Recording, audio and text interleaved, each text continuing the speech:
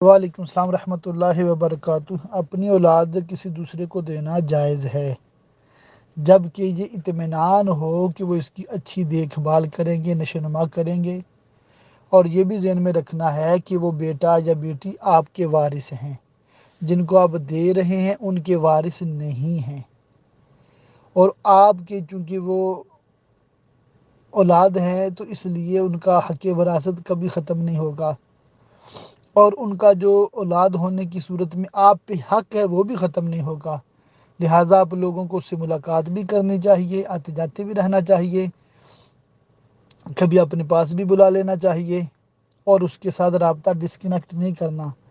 اور اس کے ساتھ جھوٹ بھی نہیں بولنا کہ یہ آپ کے ماں باپ نہیں ہیں، اور جو بھی اس کا مطلب شناختی کارڈ وغیرہ بنے گا جہاں بھی لکھنا ہے اصل باپ کا ہی نام لکھنا ہے۔ ہاں اگر نہ لکھنا چاہیں تو بطور سرپرست یا گارڈین کے اس شخص کا نام لکھ سکتے ہیں جو ان کی دیکھ بھال کر رہا ہے، یہ جائز ہے۔ واللہ تعالی اعلم بالصواب۔